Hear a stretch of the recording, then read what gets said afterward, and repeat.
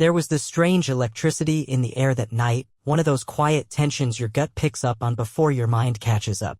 I remember adjusting my watch while sitting in the car, double-checking the address Tara texted me. I hadn't been to her new place yet, but she'd been hyping it up all week. "Come dressed nice," the text said. "Trust me, it'll be worth it." I figured it was a small birthday dinner. Just me, Jenny, and a few close friends. But when Jenny bailed last minute, claiming a headache and telling me she'd meet me there after a nap, something in my stomach clenched. Still, I forced myself not to spiral. That had become my routine lately, talking myself out of worrying about her. I parked a block away. Walked slow. The spring night was warm, full of that sort of buzzing life that makes you feel like anything could happen. I had no idea. As I reached Tara's door, I noticed it was cracked open slightly. Loud music was pulsing from inside, and people were laughing. Glasses clinking. I heard someone yell my name just as I pushed the door open. Surprise! Lights flashed. Confetti guns went off. I blinked, stunned. It was a full-blown party, more than 20 people packed into the living room, some I hadn't seen in years. Matt was holding a phone up to record, grinning. Tara ran toward me with a drink in hand. And then everything slowed. I scanned the room, smiling stupidly, nodding, pretending like my brain hadn't just shut down for maintenance. And that's when I saw the couch. Front and center against the far wall. Jenny. In a red dress I hadn't seen before. Her legs folded over a man's lap like they belonged there. His hand on her thigh. Her hand in his hair. Laughing. Laughing. She didn't even notice me at first. Neither of them did. They were too wrapped up in their little moment, completely unaware that the guy she was cheating on was standing 10 feet away watching the whole performance. I didn't move. I didn't blink. It was Matt's phone lowering slowly that made Jenny finally turn around. Her smile fell so fast it was almost comical. She didn't jump up. She didn't even move right away. Just locked eyes with me, her jaw slightly open like her brain short-circuited. The guy shifted underneath her, confused, looking over his shoulder. Someone let out a soft, "Oh no." Jenny stood abruptly, like the couch burned her, adjusting her dress in quick, jerky movements. The guy stood too, slower, wiping his hands on his jeans. And I just stood there, still holding the stupid gift bag I brought. Nobody said a word. I stepped forward slowly, scanning the faces around me. My old college roommate Kevin looked like he wanted to vanish into the floor. Matt turned off his phone.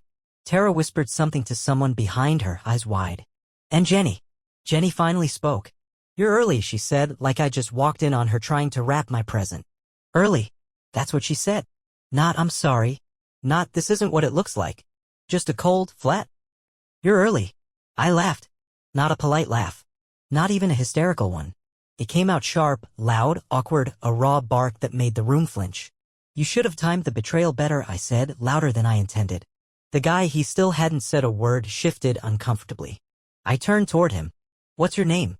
I asked, calm now. Weirdly calm. He looked at Jenny like she was supposed to protect him. "Mark," he muttered. I nodded. "Mark. Cool. So how long's this been going on?" Jenny stepped in. "Kyle, can we just not do this here?" "Oh," I said, voice rising again. "So here's the problem?" "Not this."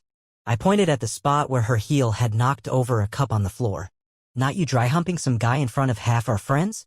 "It's not what it looks like," she said finally, which only made me laugh again. "You had your tongue in his mouth, Jenny. Were you transferring vital oxygen?" Her eyes narrowed. "You don't get to act like some innocent victim. You've been distant for months. You stopped trying. You always put work first. What did you expect me to do?" There it was. The spin. The justification. The blame game. All while still smelling like another man. I took one last look at the room. Everyone had that same look, pity, awkwardness, some quiet curiosity. None of them said a thing. They just stood, frozen, sipping drinks, watching a slow-motion car crash. I nodded slowly. "Okay," I said. "Cool. Great party. I'm just gonna go now. Enjoy your night." And I walked out. Nobody followed me. Except the sound of her voice saying my name. Not shouting. Just once. Soft. Guilty. I didn't turn around. I drove aimlessly that night, windows down, the cold air cutting my skin in just the right way to keep me from losing it completely. I didn't cry. Not then. Not yet. I just gripped the steering wheel like it was the only thing keeping me tethered to the world. That dumb gift bag still sat in the passenger seat, mocking me. Inside was a card I'd written the night before. Something cheesy about how she made my life better, how I felt lucky every day she chose me. I didn't open it. I didn't throw it away. I just let it sit there. I ended up in a grocery store parking lot around midnight, staring at the flickering lights of a 24-hour deli. I sat there for over an hour, thinking, replaying every moment from the last few months that didn't make sense. Her turning her phone face down at dinner, the smell of cologne that wasn't mine on her clothes, the weird attitude shifts, the way she started picking fights out of nowhere. The signs were there. I just didn't want to see them. I must have looked insane. Sitting there in the dark with a party hat still stuck on my head from the surprise I never got to enjoy. Eventually I drove home. Our house, my house, felt different when I stepped inside. Cold, empty, too quiet. I didn't expect her to be there, but she was. She sat on the edge of the couch, still in the red dress, still trying to act composed like she hadn't just been caught grinding on another man in front of 24 people. Her makeup was smeared now, not from crying. No, I don't think she even had the decency to cry, but from the chaos of trying to explain her way out of it to people who no longer wanted to hear it. "You left," she said, like that was the part that bothered her. "You stayed," I replied, closing the door slowly behind me. "With him." She stood, arms crossed. That posture. God, I've seen it 100 times. Her "I'm in control" stance. "I told him to leave after you left. I didn't think it would go that way." "Go what way?" I shot back. "Did you think I'd walk in, catch you playing tonsil hockey with another man, and just smile and take a cupcake?" She winced at that. Good. I wanted her to feel that sting. "I messed up," she said finally. I nodded, staring at her. "Yeah, you did." Silence. And then, like she couldn't help herself, she said the one thing I wasn't ready for. "But you haven't exactly been present, Kyle." I blinked. That was her move? That was her defense? "I work. I come home. I ask you how your day was, Jenny. I try to make plans. You're the one who started closing doors. I wasn't the one hiding a second life under a red dress." She sat back down, rubbed her temples. "It wasn't a second life." "Really?" I walked over, grabbed the remote off the coffee table just to have something in my hand. "How long?" "Don't lie." She paused. "Too long." 3 months, she whispered. My heart actually flinched, like something inside pulled tight. "You brought him into my birthday party." I didn't yell it. I didn't have to. The words did the damage on their own. "I didn't mean for that to happen. He wasn't supposed to. He just showed up." "Okay. Your boyfriend just showed up at your husband's surprise party, right?" I told him it wasn't the right night. "But it was the right dress, huh? That one got her." She looked away, jaw tight. I sat down, not near her, just on the far armchair, the one we always joked was too stiff to sit in. I suddenly liked it that way. I stared at the floor, the wood grain, the little scratches we used to laugh about from moving furniture around during one of our spontaneous living room makeovers. I didn't recognize this room anymore. "You didn't even flinch when I walked in," I said quietly. "You looked bored." I panicked. "You looked bored." I didn't know how to fix it. I shook my head. "You didn't even try." Another silence. "I'm sorry," she said. "No," I replied. "You're caught."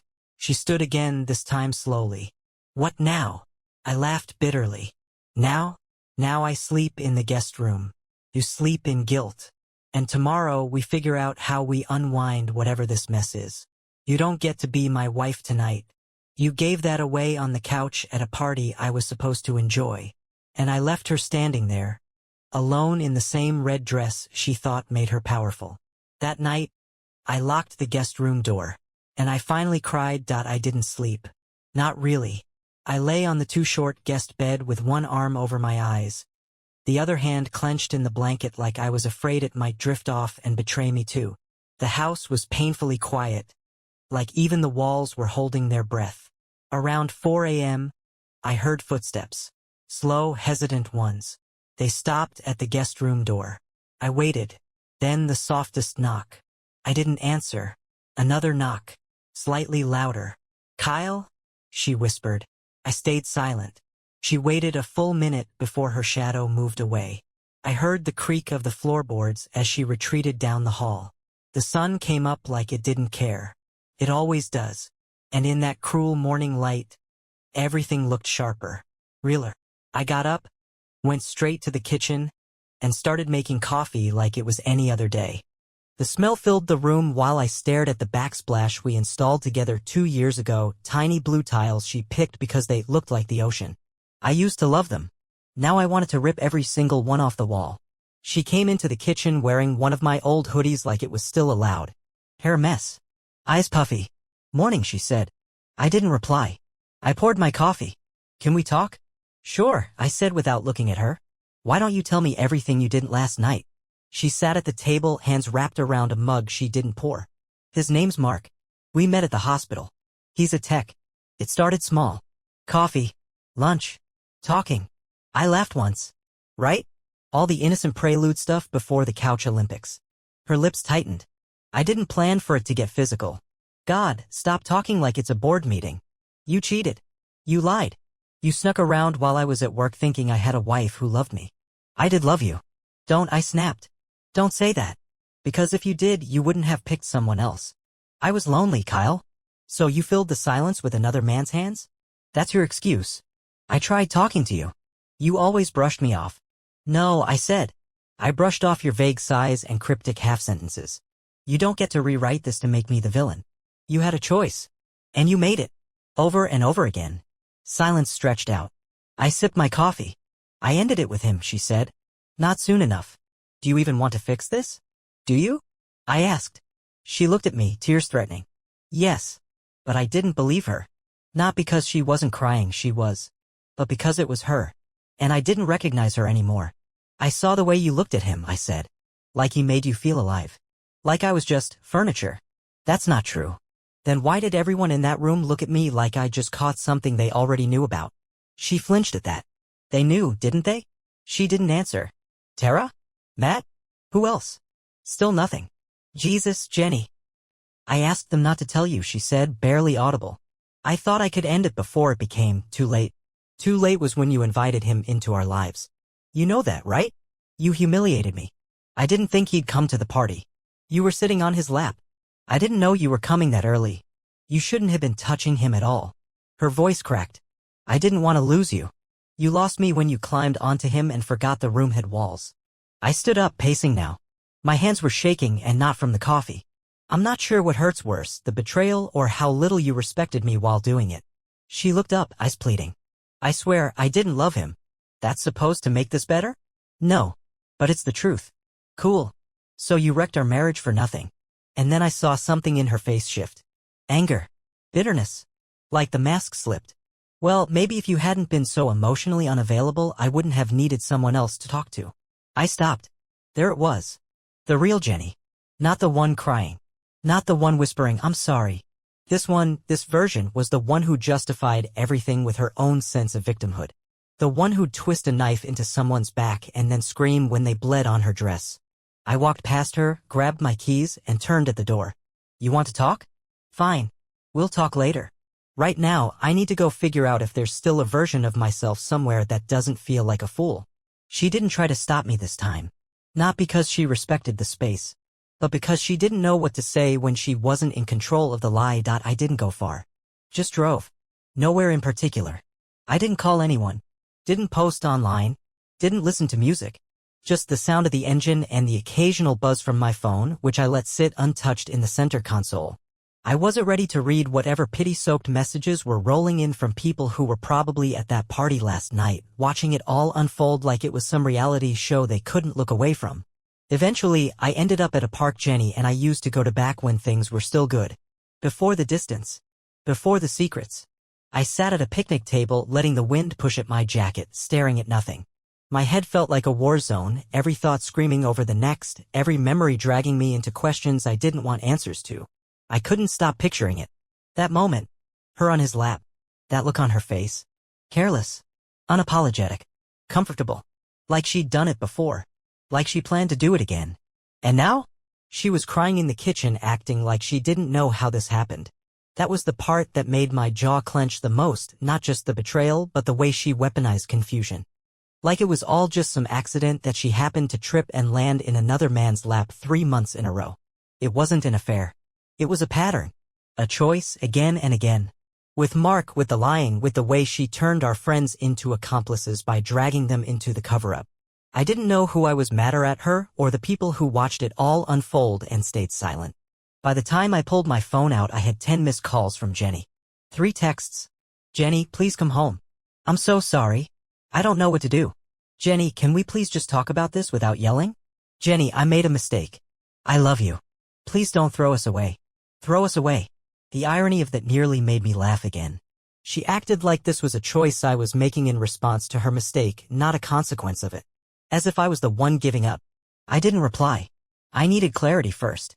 And I wasn't going to get that from her, not when she was still busy rewriting the narrative in real time. So I called Matt. He answered on the first ring. Hey, he said, voice cautious. Man, I don't even know what to say. How long have you known? I asked. Silence. Matt. A few weeks. I closed my eyes, nodding to myself. So when you sent me that party invite? I didn't know he'd be there, I swear, he said quickly. I thought she ended it. I told her to tell you. I begged her to. But she just kept saying she needed time and I didn't think it was my place. It was my marriage. I know.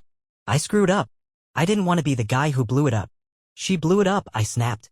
You just stood there and handed her the matches. I'm sorry, Kyle.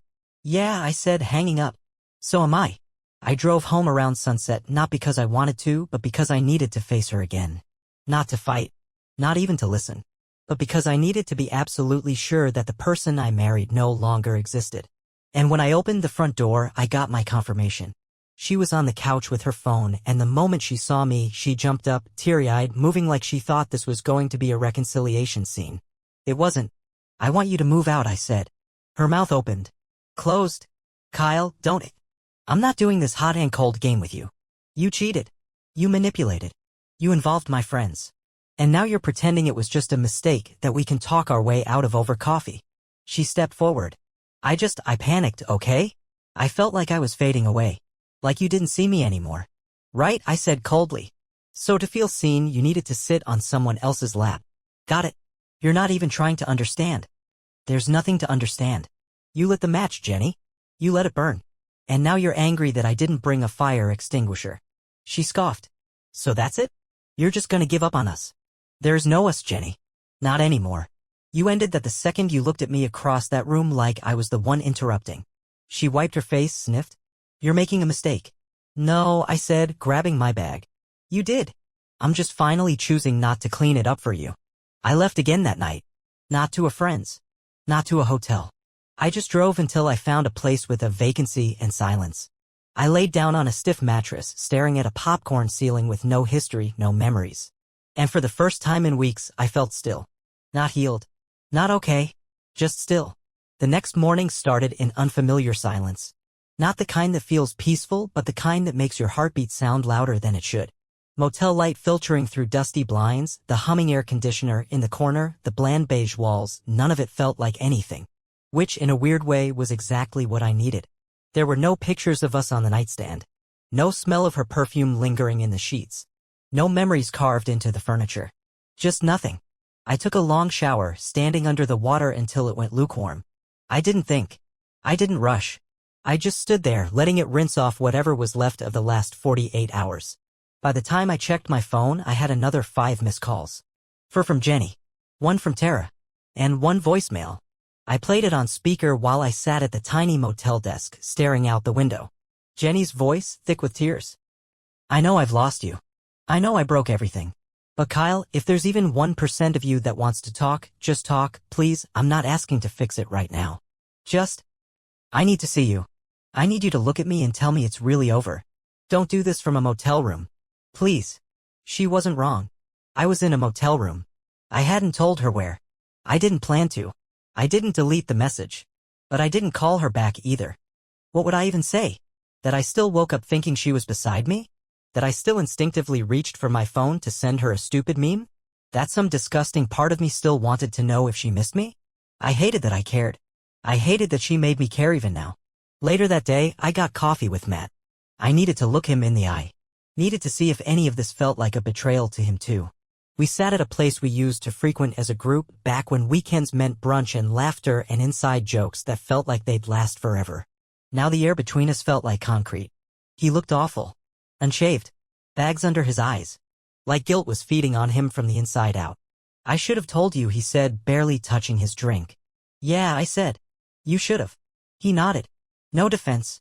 No excuse. I thought she'd tell you. She swore she would. I gave her a deadline. I raised an eyebrow.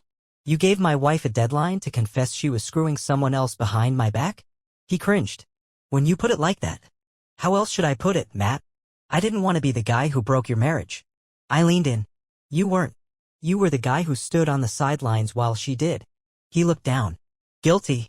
Hollow. I'm sorry, man. I really am. Are you still friends with her? I asked. He didn't answer right away. And that was an answer on its own. Right, I said, standing up. Thanks for the coffee. Kyle, wait. Don't throw everything away because of this. There's nothing left to throw, I said coldly. It's already broken. You were just holding the broom. I left him there. Just like I left Jenny. That's what I was doing now, it seemed, leaving people. Drawing lines in the sand that should have been drawn long ago. Later that night, I got a text from Jenny's sister, Rachel. We hadn't spoken much over the years, but she always liked me more than she liked her own sister, I think. Rachel, I don't know if you care, but Jenny's a mess. She's not sleeping. She's not eating. I'm not saying that to make you feel bad, I just thought you should know. I stared at the message for a long time. I typed back. Me, she made her choices. Now she's living with them. Same as me. I didn't hit send. I deleted it. I powered off the phone completely and just sat in the room. There was a mirror across from the bed, one of those tall ones bolted into the wall. I looked into it for a long time, just trying to see myself again. Not the husband. Not the fool. Just Kyle. And I swear, for the first time in days, I saw someone I almost recognized. Someone who was angry, yes. Wrecked, sure. But not destroyed. Not finished. Not yet. 3 days after the party, I went home. Not to move back in, not even close, but to get my things. Essentials. Some clothes, work gear, my laptop, a few files I couldn't leave sitting on the desk. I texted her first. Told her I'd be coming by in the morning and I didn't want any conversation. She replied with a single word. Okay. When I got there, her car was in the driveway, but the house was silent. I stepped inside and for a second it felt like a crime scene. Everything looked untouched, frozen in time. A mug still on the table from 2 days ago. My jacket still on the hook. Her cardigan tossed on the back of a chair. Our wedding photo on the shelf, angled perfectly like nothing had changed. Except everything had. She was in the kitchen when I walked in, standing at the counter barefoot, wearing the hoodie she always stole from me. Her hair was tied back messily. She didn't look at me right away. She just stood there with a cup in her hand like it was an anchor. I moved past her without saying a word. Walked down the hall, into the bedroom. Started pulling things from drawers, socks, shirts, sweats. I moved like a robot, mechanical and cold. And then I found it. In the back of her closet, on the shelf behind a box of Christmas lights, her old phone. The one she lost 6 months ago and claimed she never found again. My stomach turned. I stared at it for a moment, the screen dull and dusty. A relic. And yet, something in me just knew that phone held more answers than her mouth ever would. I took it. When I walked back out, she was waiting by the living room, arms folded like she could feel it, like she knew I'd found it. What's that? She asked quietly. I met her eyes. The phone you said was stolen. She didn't say anything. Not right away. Then, I didn't think you'd find it. My voice was ice. And if I turn it on? What am I gonna see, Jenny? She swallowed. Hard. I don't know, she said, which meant she absolutely knew. I stared at her. She looked so small, standing there with that fake vulnerability, that practiced helplessness. I saw through it now. Every time she cried, every time she leaned into me like I was her savior, it wasn't love. It was control. She needed to be the center of everything, even her own shame. Did you ever love me? I asked. She blinked, caught off guard. What? It's a simple question. Her eyes welled up again. Of course I did. Then why does everything you've done scream the opposite? She stepped forward, hands out like she was reaching for something that no longer existed.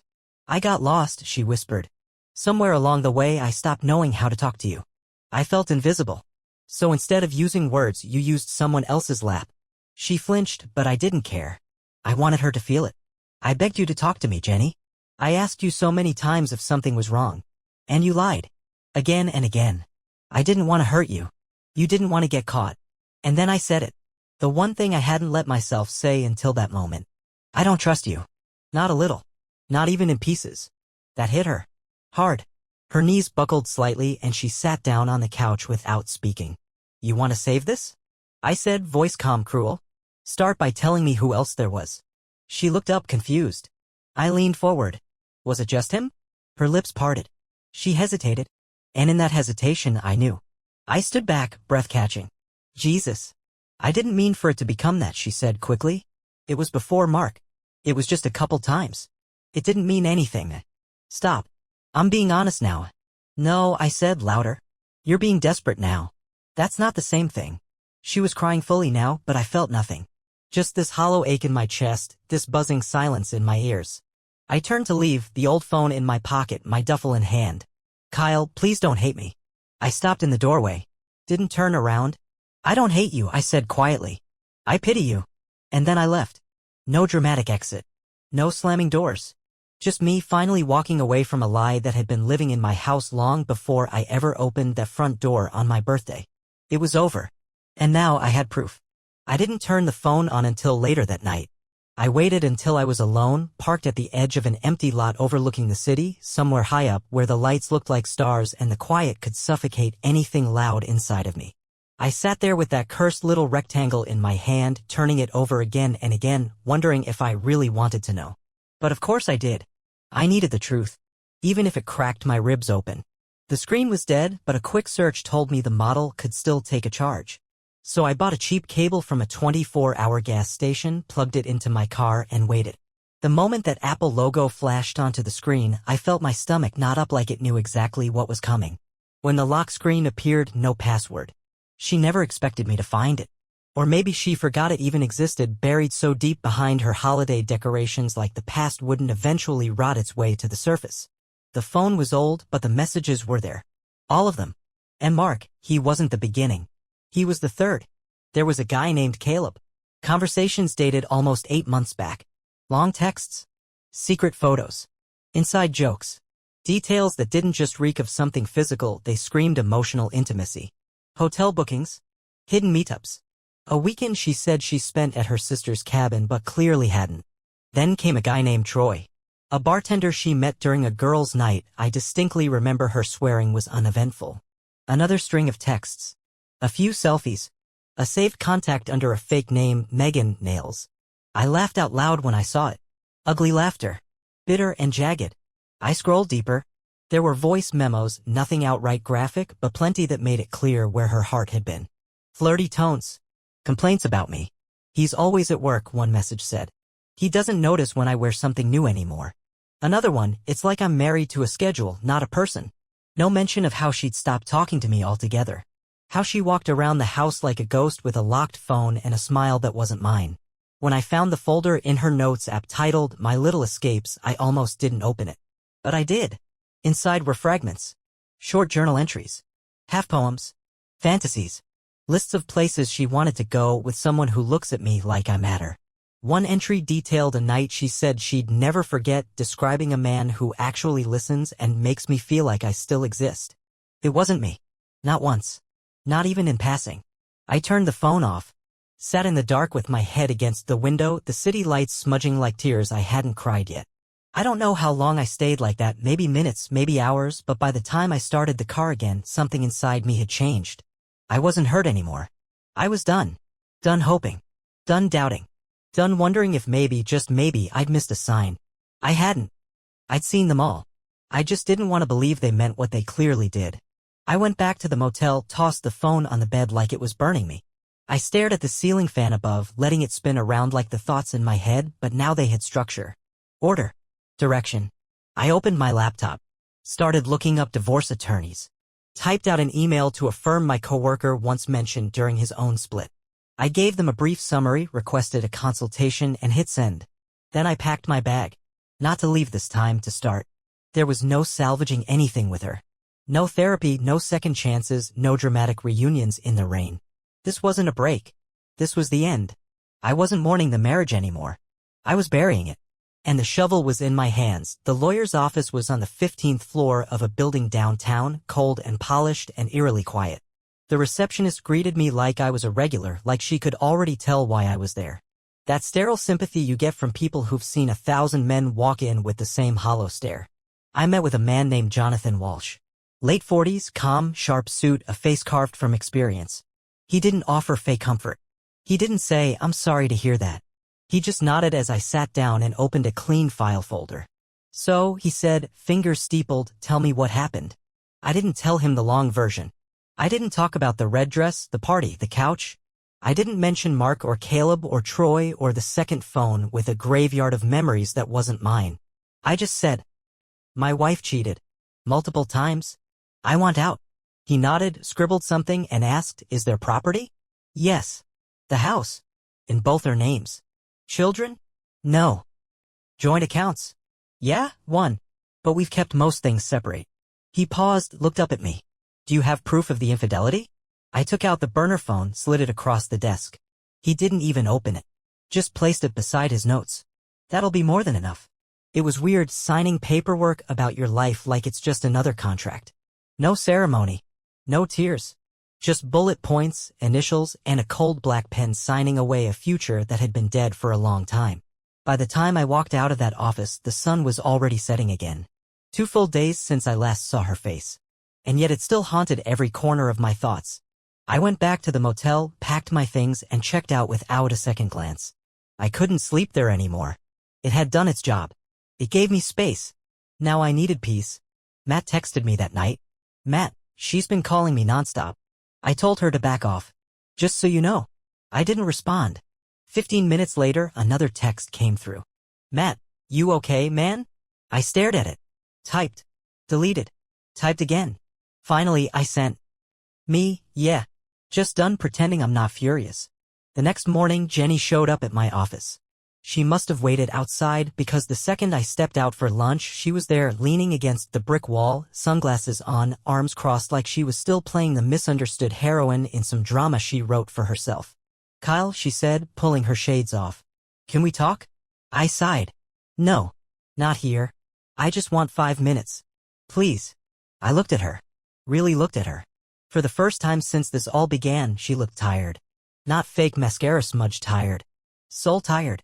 But the part of me that used to soften at her weakness? It was gone. "You've got 3, I said. She blinked, startled. "Okay. Look, I know there's no excuse. I know what I did. But you walking away like I never mattered." "Jenny," I interrupted, "stop trying to shape this into a story where you're the one who got left behind. You burned the house down. Don't act surprised when I walk out of the flames." Her mouth opened, but nothing came out. I continued. "I found the old phone." The blood drained from her face. "Kyle, that was Don't. Just don't. There were others. You lied every time I looked you in the eye." "I didn't love them," she said quietly. "But you chose them. Repeatedly. That's worse." She looked around like the sidewalk might give her an escape. "I can't fix this, can I?" "No." She nodded slowly. "So that's it? You're just done." "I was done the moment you made me feel like a stranger in my own life." Silence. Then she did something that would have broken me once. She stepped closer. Just close enough for me to see her shaking. "I'll always love you," she said, voice trembling. And for the first time, I didn't believe her. I stepped back. "You don't even love yourself, Jenny. That's why you keep filling holes with people who don't matter." She wiped her face quickly. "You're really not coming back?" "I already left," I said. "You just didn't notice." And then I walked past her. Didn't look back. Didn't turn around. Let her watch me disappear into the crowd, just like she disappeared from our marriage, one selfish choice at a time. The next few weeks were a blur of paperwork, silence, and a strange kind of freedom that didn't feel like victory, it felt like recovery. People talk about healing like it's some beautiful, upward journey. It's not. It's brutal. It's sitting in your car outside the grocery store because you suddenly remembered how she used to hum while picking out apples. It's pulling your hoodie from the dryer and catching her scent in the fabric. It's deleting old playlists because every song feels like a betrayal now. But somewhere between all the grief and numbness, clarity started to creep in. Not quickly. Not loudly. But it showed up in little things. I started going to the gym again, not out of anger, not for revenge. Just for me. I cleaned out the garage. Finally tossed all the stuff she said she'd get around to. I made a new bank account. Switched the locks. Found a new apartment downtown with light I could breathe in. I didn't tell anyone where I was moving, not even Matt. Not because I didn't trust him, I just needed something mine again. Something untouched. The divorce process wasn't messy, surprisingly. She didn't fight. Didn't ask for much. I think a part of her wanted it over as badly as I did. Or maybe guilt finally started weighing more than control. When we met to sign the final papers, it was in a quiet, beige room at Walsh's office. No drama. No screaming. She looked like she hadn't slept in a week. I walked in, nodded, sat down. She stared at the documents. Then at me. "I miss you," she whispered. I didn't reply. I just took the pen and signed. She waited, hoping for something. I don't know what, a fight, a confession, an emotional Hail Mary to stop the bleeding. But I had no blood left for her. When I stood to leave, she reached out instinctively. I stepped back. "Goodbye, Jenny." That was it. She didn't follow me out. Didn't beg. Didn't cry. Just sat there, alone, in the ruins she built herself. I got into my car, stared at the sky, and exhaled something I didn't know I'd been holding in. Not just pain, identity. Like I'd been carrying her weight for years and only now realized it wasn't mine. That night I celebrated. Not with drinks. Not with friends. Just me. A decent dinner. My phone off. A playlist I built from scratch, songs that weren't ours. Just mine. I listened not to remember but to remind myself that I wasn't done. That I hadn't lost everything. Just what wasn't meant to stay. A week later I bumped into Tara. It was at a gas station of all places. She looked shocked to see me, like she wasn't sure if I'd punch her or pretend she didn't exist. I didn't know what to do, she blurted out before I even spoke. I didn't want to take sides, E. You didn't have to take sides, I cut in. You just had to be honest. I tried, she said, eyes full of regret. I told her she was spiraling. I told her to stop. But you didn't tell me. She nodded slowly. I was wrong. I'm sorry. I don't hate you, I said. But don't expect to hear from me again. She swallowed that. Didn't argue. Just nodded and walked away. And that was it. Another door closed. Quietly. And I kept walking forward. Each day felt a little less like survival and a little more like reclaiming. I started to laugh again. Really laugh. Not out of bitterness, but out of actual joy. The kind that sneaks up on you when you're eating your favorite sandwich alone in a park and you realize no one's lying to you anymore. No one's cheating. No one's hiding. The air tastes better when no one's feeding you poison behind a smile. I'm not healed. I don't know if I ever will be in full. But I'm healing. And maybe, just maybe, that's enough. The first time I looked in the mirror and saw someone I recognized again, it was raining. I'd just come back from a long walk, no umbrella, no coat, just me and the sky opening up like it was washing something off me. I stepped inside my new apartment, dripping and laughing quietly at myself. For once, the rain didn't feel symbolic. It was just water. Just weather.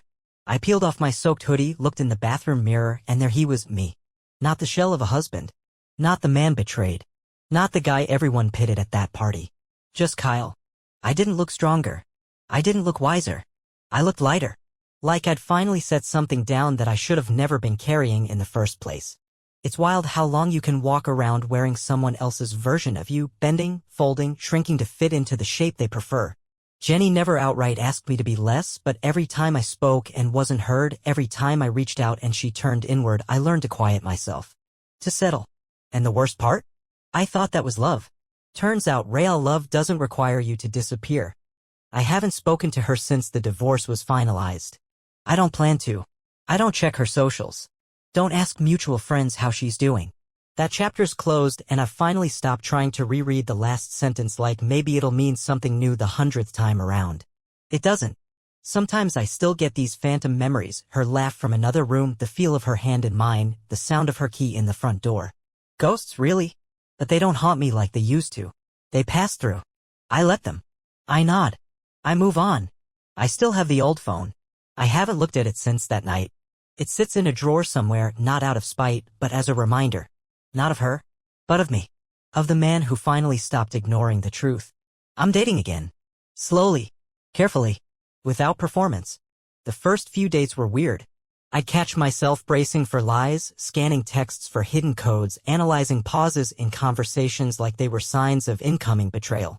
But little by little I've started to trust again, not because someone new fixed me, but because I stopped blaming myself for what Jenny did.